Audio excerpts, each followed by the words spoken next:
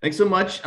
Really excited to be here. Talk to you guys a little bit about real estate. I work in residential real estate sales, and I also do some light commercial and retail. I'm always open to the conversation about any type of real estate because even if it's not something that I specialize in, I still have associates and contacts who can help in those capacities, like large commercial things like that. I have a agent that I work with who does that. But for my 10 minutes today, I wanted to put a little twist on real estate in general and how it applies to all of us, because in real estate we work with clients and customers, and everybody here is in one form or another in sales, and there's a lot of the concepts that translate from my business into other business. But before I get into that, I will give you a quick synopsis on what's going on in real estate right now. It has been, as you're probably all aware, a very constrained market in terms of available properties for sale. And when you've got not enough homes to sell and more buyers who want them, limited resource, the only thing that can happen is for prices to get driven up. And that's exactly what's been going on. We have pending sales, closed sales, new listings are all down in numbers over the year over year. The median, for example, for prices for January of 2021 over the year prior, prices were up 20% for single family homes, and then another 10% this January of 2022 over last year. For all of 2021, the rolled up number for single family home sales prices was an increase of 14.5%. So definitely double digit increases. We're expecting those increases to continue, albeit at a more moderate rate. So instead of double digit increases, more single digit increases. And one of the reasons for that is buyer frustration and increasing mortgage rates. So the 30-year fixed mortgage rate is right now is up to about 4.3%. So we're like a point higher than we were about a year ago. And we're at the lowest level of inventories recorded since 1999. So we've been in uncharted territory for quite some time, last couple of years, and we continue to stay there. But when it comes to me, I've been in real estate since 2013, and I'm always trying to, sharpen my pencil, if you will. I'm continuing learning through reading, coaching programs, live and virtual trainings, and I'm always trying to make my processes better. So anytime I learn something new, I implement it, or anytime I experience something new, I implement it. And a good example of how that has manifested in real estate is one time I had been working with a buyer who was offering on a home that was a renovated investor fix and flip. It was a very, very well done property. And those types of homes have a lot of competition, even in slow markets or what would be considered a buyer's market, where the buyers have the advantage as opposed to right now where the sellers have the advantage. So in this case, it was more of a balanced market. There was not a huge advantage of buyers over sellers. And my clients offered on this home. They were up against 5 other offers. And it was the investor I learned that he had fixed and flipped and bought and sold and rented like hundreds of properties in his career. So when we presented the offer, the listing agent got back to me with his reply and said, "This is what my client told me." He reviewed the offer, and usually I have a series of questions that I need to ask you, or clarifying questions about the offer. But in this instance, I have no questions. I think everything's here. Is there anything I need to know that I don't already know from the offer? And the agent's like, "No, it's a really well put together offer. I have a high confidence that this is an offer that's going to get all the way through to the closing." And the reason that's important is because not only did it get our offer accepted, it got our offer accepted even though it wasn't the highest one. As a matter of fact, it was the third from the highest, and it was $10,000 less than the highest offer. And the reason why that happened is because we were able to convey a sense of certainty to the seller. And that's one of the concepts I think would be translatable to any other businesses. When you have a client who's certain that your product is the best product for them, that's when you've got a buyer or client who's ready to make a decision. So what is it that we need to do to move the needle for our clients? For me, in real estate, it's not necessarily about houses. It's about the people. It's about what it is that they need. I'm in what I consider to be a talk to people business. I can't negotiate on my client's behalf if I'm not able to communicate clearly, which is what makes it hard nowadays because people so much want to text and things like that.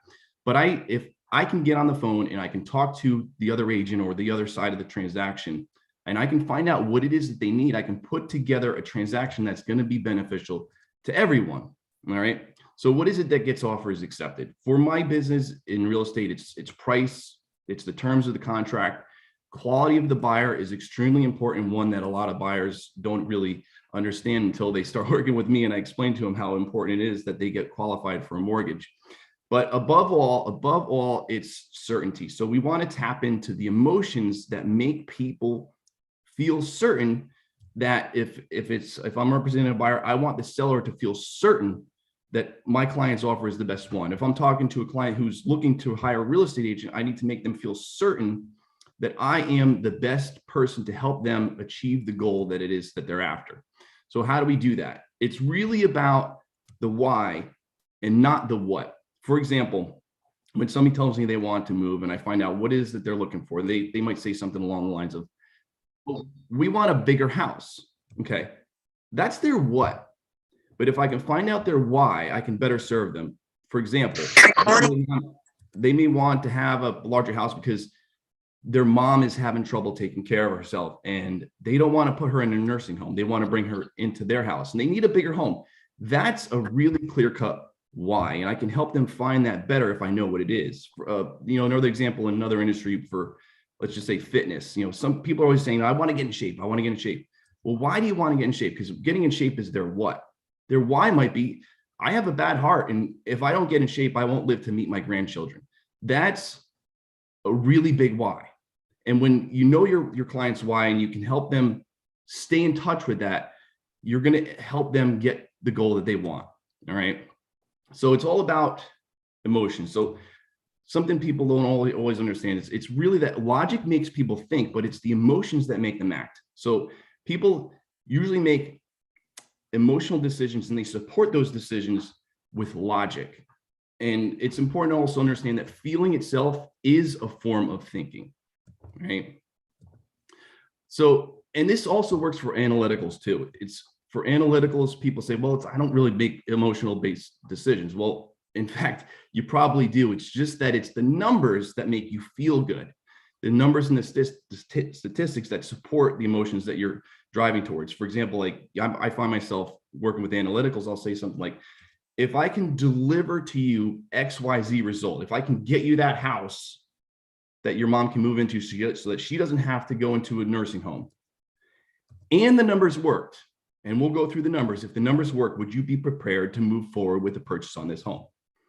So that's how I tap into somebody who's more of an analytical. I just tap into the numbers, which is I go there because I know that's going to convey the emotion that they need. So again, it's all about knowing your client's motivation. All right. So when I'm presenting to a client, presenting an offer, the number one goal when I'm presenting an offer to either a buyer or a seller, it's for services that I'm extending to them or an offer to a seller to get their offer accepted. The number one goal is getting people to feel good. Now, how do I do that? Well, more importantly, what is it that does? It avoids the dreaded default no. In any kind of decision making, until the answer is a yes, it's a no. And you have to find out what it is that's going to support a yes answer for their decision that they're trying to drive towards. Like with people trying to purchase a home, the answer is always no. Or somebody who's trying to sell a home, the answer is always no until they know that they have the best buyer. If you're trying to buy a car, the answer is always no until you know that that's the best car for you. So the way I do that is by conveying what I call the 3 C's: certainty, confidence, and clarity. Certainty that my buyer to the seller is the best buyer for them, or that your product is the best product for that client. Confidence in me that I'll be there to get them through the process, or confidence that your product is going to be supported after they make the purchase. So you're not going to be left for dead. And clarity in your product's offering that leaves nothing to the imagination. So when I'm putting together the offers with the example of the investor, everything was in there that the investor needed to know. There was not a single piece missing, and it was put together in one document, in a concise document. It was a long document, but it left nothing at all to the imagination. So he got the certainty that my client was the best client for him. He got certainty that I was the agent who was going to deliver my client to the closing and get all the way through, and confidence that it was going to happen.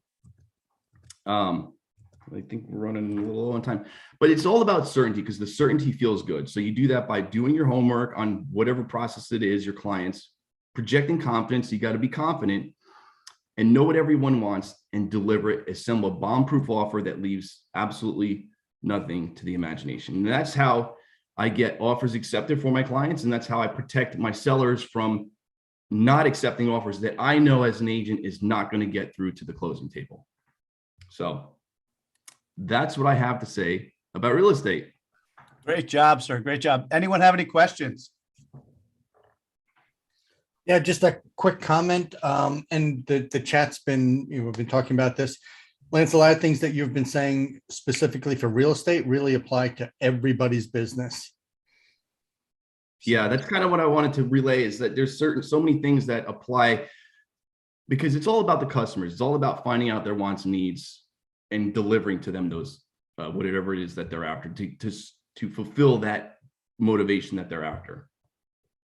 No, great job. Great job. And I know for a fact that I helped my parents sell 2 homes. What my dad had inherited his brother's home, and then we sold my dad's home. And both times it wasn't the highest offer. It was the offer we knew was going to close in the shortest amount of time with the least stress.